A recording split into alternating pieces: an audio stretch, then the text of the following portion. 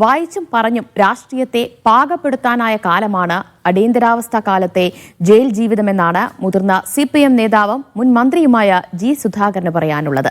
തടവുകാലം ഭയം നിറക്കാതെ ഭാവിയിലേക്കുള്ള രാഷ്ട്രീയത്തെ രൂപപ്പെടുത്തി നല്ല നാടിനെ സ്വപ്നം കണ്ടു. വായനയും പഠനവും കൊണ്ട് സജീവമാകുമ്പോഴും അക്കാലത്ത് തമാശകളെയും കവിതകളെയും കൂടെ കൂട്ടിയിരുന്നുവെന്നും G. സുധാകരൻ മീഡിയ വണിനോട് പറഞ്ഞു. വിദ്യാർത്ഥി സംഘടനാ പ്രവർത്തന കാലത്താണ് അടിയന്തരാവസ്ഥ ഉണ്ടാകുന്നത്. G. സുധാകരൻ അക്കാലത്താണ് അടിയന്തരാവസ്ഥക്കെതിരെ പ്രക്ഷോഭം നയിച്ച് ജയിൽവാസം അനുഷ്ഠിച്ചത്. ആ ഓർമ്മകൾ ഈ 50 ആണ്ട് പിന്നിടുമ്പോഴും തിളങ്ങുന്നതായ രാഷ്ട്രീയ ജീവിതമായി മാറുന്നുണ്ട്.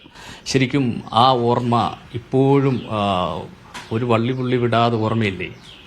തീർച്ചയായിട്ടും വള്ളിപുള്ളി വിടാതെ തന്നെ ഓർമ്മയുണ്ട്. ഉച്ചയ്ക്ക് തൊട്ട് മുമ്പ് യഥാർത്ഥ പ്രഖ്യാപിക്കുന്ന ആ സമയത്തിന് മുമ്പ് ഒരു 10-10:30 മണിക്ക് ഞാൻ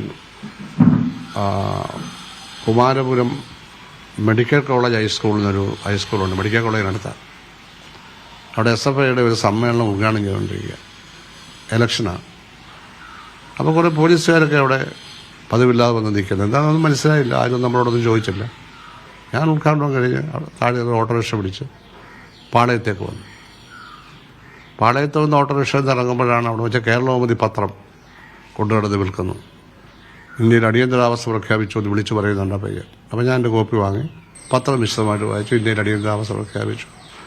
പ്രകടനം പാടില്ല, ഒന്നും പാടില്ല, കൂട്ടം കൂടി നടക്കാൻ പാടില്ല, മൗലികാവകാശം റദ്ദ് ചെയ്തു എന്നൊക്കെ പറഞ്ഞിട്ടാണ് ഇത് മനസ്സിലാക്കുന്നത്.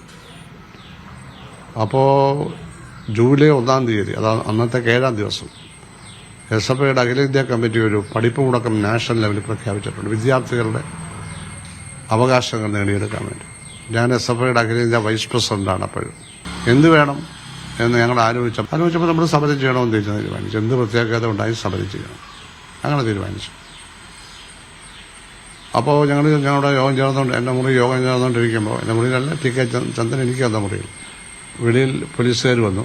ഈ രഹസ്യ പോലീസുകാരില്ലേ, എന്നെ കൊണ്ട് വിളിച്ചിട്ട് പറഞ്ഞു, സാർ പ്രകടനം നടത്തിയത് വെടിവെക്കും, ആഭ്യന്തരമന്ത്രി കരുണാനിധി സാറിൻ്റെ ഉത്തരവാണ്, വെടിവെക്കുന്നുള്ളൊരു സംശയം വേണ്ട, അടിയന്തരാവസ്ഥയാണ്. അപ്പോൾ അത് ഞാൻ ഇവരോട് പറഞ്ഞു. അപ്പോൾ ഞങ്ങൾ വെടിവെച്ചാൽ എന്തായാലും ഞങ്ങൾ സമരം ചെയ്യും, നാഷണൽ ലെവലിലുള്ള സമരം, ഇവിടെ എന്തായാലും സമരം ചെയ്യും. ജൂലൈ 1-ന് യൂണിവേഴ്സിറ്റി കോളേജ് കോമ്പൗണ്ടിലേക്ക് പോയി. അവിടെ നിന്നാണ് പ്രകടനം പോകേണ്ടത്. അവിടുത്തെ ഒരു 10-2000 കുട്ടികളും പഠിപ്പ് മുടക്കി അവിടെ മൈതാനത്ത് വന്നു. പോലീസ് അന്നേരം ഒന്നും ഇടപെട്ടിട്ടില്ല. നേരെ ഓപ്പോസിറ്റിൽ, നേരെ മുമ്പ് റോഡുണ്ട്, ഇങ്ങനെ സംസ്കൃത കോളേജാണ്. അവിടെ ഒരു 1000-1500 കുട്ടികളുണ്ട്. അവരും പഠിപ്പുണ്ടാക്കി ഇപ്പുറത്ത് വന്നു. എല്ലാം കൂടെ 10,000 കുട്ടികളുണ്ട്. വീണ്ടും ഈ സീക്രട്ട് പോലീസുകാർ പറഞ്ഞ് പോകരുത്, വെടിവെക്കുമെന്നുള്ള ഉറപ്പാണ്, എല്ലാ തീരുമാനമായിട്ടുണ്ട്. അടിയന്തരാവസ്ഥക്കെതിരെയുള്ള കേരളത്തിലെ വലിയൊരു പ്രത്യക്ഷ വിദ്യാർത്ഥി സമരമായിരുന്നു ആദ്യത്തെ സമരം, ഇന്ത്യയിലെ ആദ്യത്തെ സമരം, കേരളത്തിലെ അല്ല, ഇന്ത്യയിൽ. അപ്പോൾ ഞങ്ങളൊരു 10-10:30 ആയപ്പോൾ ഞങ്ങൾ തീരുമാനിച്ചു 23 പേര് മാത്രം പോയാൽ മതി, ബാക്കിയുള്ള എല്ലാം പിരിയാണ്. 23 പറഞ്ഞാൽ അഖിലേന്ത്യാ കമ്മിറ്റി മെമ്പർ ഭാരവാഹികൾ, സ്റ്റേറ്റ് ഭാരവാഹികൾ, ജില്ലാ ഭാരവാഹികൾ, ആ 2 യൂണിറ്റില്ലേ, സംസ്കൃതം യൂണിവേഴ്സിറ്റി കോളേജ് യൂണിറ്റ് ഭാരവാഹികൾ 23 പേരെ സെലക്ട് ചെയ്ത് മാറ്റി നിർത്തി, ഞാനടക്കം. അങ്ങനെ ഞങ്ങളുടെ കഴുത്തിൽ കുട്ടികളുടെ ബാലിയൊക്കെ ഇട്ട് ഞങ്ങൾ യൂണിവേഴ്സിറ്റി കോളേജിന് തെക്ക് ഭാഗത്തൊരു ഗേറ്റുണ്ടെന്ന്, സ്പെൻസർ ജംഗ്ഷനിലൂടെ നേരിട്ടിറങ്ങാം. ആ ഗേറ്റ് ഇപ്പോൾ അടച്ചിരിക്കുക, ഗേറ്റില്ല, ഭിത്തി കെട്ടി. അതിലെ ഇറങ്ങി സ്പെൻസർ ജംഗ്ഷനിൽ വന്നു. അവിടെ നേരെ അത് തെക്കോട്ട് സഞ്ചരിക്കുമ്പോൾ സെക്രട്ടേറിയറ്റിൻ്റെ ഫ്രണ്ടിലേക്ക് വരുമ്പോൾ AG's ഓഫീസുണ്ട്.